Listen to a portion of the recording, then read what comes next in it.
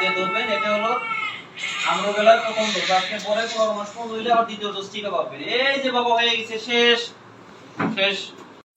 আসসালামু আলাইকুম। আজকে আমার প্রিসেশন ছিল ঘর 2 বন্যতলা গ্রাম।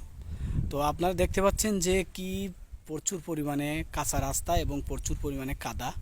তো ওই যে সামনে আর একটা বড় পাকা রাস্তা দেখা যাচ্ছে। আমি চাইলে এই গ্রামটায় এই ছোট্ট কয়েকটা বাড়িতে আমি না ঢুকে আমি ওই রাস্তা দিয়ে চলে যেতে পারতাম, কিন্তু আমরা স্বাস্থ্য সহকারীরা কখনো আমাদের নিজেরটা ভাবি না। আমরা একজন গর্ভবতী মায়ের, একজন নবজাতক শিশুর এবং একজন দীর্ঘদিন অর্থাৎ 2 সপ্তাহের বেশি কাশিতে ভুগছে এইরকম রুগীদের কথা চিন্তা করে আমরা প্রত্যেকটা বাড়িতে বাড়িতে যেয়ে তাদের স্বাস্থ্য শিক্ষা দিই।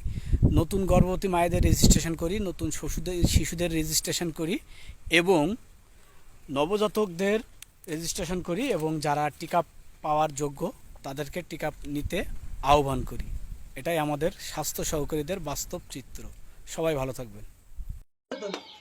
আর বাড়ির মধ্যে কারো ডায়রিয়া, হাম, টিটিনাস, 2 সপ্তাহের বেশি কাশি, 15 বছরের নিচে কোনো বাচ্চা হঠাৎ করে হাত পা অবশ হয়ে গেছে, এরকম কেউ আছে আশেপাশে? নাই। এলাকায় কেউ মারা গেছে? 15 বছরের বেশি কোনো মেয়ে আছে টিকা নেওয়া বাকি আছে? টিটিনাস, ডিপথেরিয়া বা হলো আপনার দেশে হলো গর্ভবতী কেউ আছে? আপনি ছাড়া আর নাই। বিয়ে শাদী করে বিয়ে শাদী করে নিয়ে আইছে নতুন বউ। সম্প্রসারিত টিকাদান কর্মসূচি বা ইপিআই এর পক্ষ থেকে মাত্র 3টি মেসেজ দিব আজকে। জন্মের পরপরই শিশুদের টিকা দেওয়া শুরু করুন। 42 দিন পার হলে বা 1.5 মাস পর টিকা দেওয়া শুরু করুন, এটি একটি ভুল মেসেজ। 42 দিন পূর্ণ হয়ে গেলে শিশুকে একসাথে 4টি ইনজেকশন দেওয়া হয়।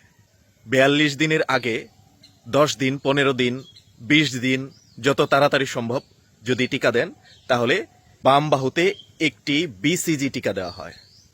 শিশুর বয়স 6 মাস পর্যন্ত শুধুমাত্র মায়ের বুকের দুধ খাওয়ান। 6 মাস পূর্ণ হলে বুকের দুধের পাশাপাশি ঘরে তৈরি সুষম খাবার খাওয়ান। আর শিশুর বয়স 42 দিনের মধ্যেই জন্ম নিবন্ধন করে ফেলুন। জন্ম নিবন্ধন শিশুর নাগরিক অধিকার। ভবিষ্যতে বয়স কমিয়ে দিবেন, সরকারি চাকরি পেতে সুবিধা হবে, এরকম চিন্তা ভাবনা বাদ দিন। এটা মিথ্যা এবং প্রতারণার আশ্রয় নেওয়া। আচ্ছা, প্রথমে আমার নিজের পরিচয়টা দিয়ে নেই। আমি স্বাস্থ্য সহকারী সবুজ শাহীন। আজকে কামালপুর সরকারি প্রাথমিক বিদ্যালয়ে আসছি তোমাদের কিছু স্বাস্থ্য সম্পর্কিত তথ্য প্রদান করার জন্য। আজকে কথা বলবো তোমাদের সাম্প্রতিক সময়ে বাংলাদেশের সবচেয়ে বেশি যে রোগটা দেখা দিচ্ছে সেটা হলো ডেঙ্গু জ্বর। কি জ্বর?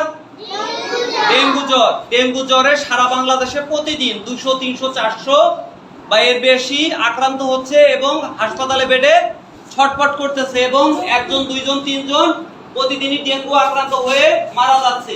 এখন তোমরা বলতে পারো ডেঙ্গুটা কি? ডেঙ্গুটা হলো একটা ভাইরাস জনিত রোগ। কি রোগ? ভাইরাস জনিত রোগ। আপনার শিশুকে টিকা দিন। এখানে আজ সম্প্রসারিত টিকাদান কেন্দ্র চলছে। একজন স্বাস্থ্য সহকারী কিভাবে একটা সম্প্রসারিত টিকাদান কেন্দ্র পরিচালনা করে আপনাকে সেটা আমি দেখাবো। আর সেটাই দেখেন, আমরা এই বাড়িতে আজকে টিকা কেন্দ্র আপনারা দেখতে পাচ্ছেন। এই বাড়িতে অনেক বাচ্চা এসেছে, মা এসেছে, তাদেরকে টিকা দেওয়া এখন একটু অন্ধকার, বিদ্যুৎ চলে গেছে, যার কারণে আপনার বাচ্চাকে আগে 2 ডোজ টিকা দেওয়া আছে না? আজকে 3য় ডোজ এই বাচ্চাকে টিকা দেওয়া হবে। একটা বাচ্চাকে মোট 10টি মহামারী রোগের টিকা দেওয়া হয়। তার মধ্যে বাচ্চাকে 2য় ডোজ টিকা দেওয়া হয়েছে। আজকে আমি 3য় ডোজ টিকা দেবো। আর আরো 2টো ডোজ টিকা পাবে, সেটা হচ্ছে 9 মাস পরে, 10 মাসে 270 দিন একটা, আর একটা 15 মাস সময়। এই বাচ্চাটাকে আমি টিকা দেবো। দেখো, এই যে আমি এটা খাওয়াচ্ছি হাতে, একটা পোলিও 2 ফোঁটা বাচ্চাকে, একটা বাচ্চাকে সম্প্রসারিত টিকা কেন্দ্রে 3 ডোজ পোলিও খাওয়ানো হয়। এই 3 ডোজ পোলিও টিকার মাধ্যমে খাওয়ানো হয়। এটা পোলিও রোগটা একটা বাচ্চা 1 বছর থেকে 15 বছরের মধ্যে কোন শিশু হঠাৎ করে প্যারালাইসিস হয়ে যায়, যে কোনো অঙ্গ হঠাৎ করে থলথল হয়ে যায়, এই কিন্তু এই 2 ফোঁটা পোলিওর কারণে ইনশাআল্লাহ পোলিও মুক্ত হয় এবং বাংলাদেশ কিন্তু এখন পোলিও মুক্ত। একমাত্র এর কারিগর হচ্ছে একজন স্বাস্থ্য সহকারী। এই 2 ফোঁটা পোলিও জন্য 3 ডোজ একটা বাচ্চাকে খাওয়ানো হয়।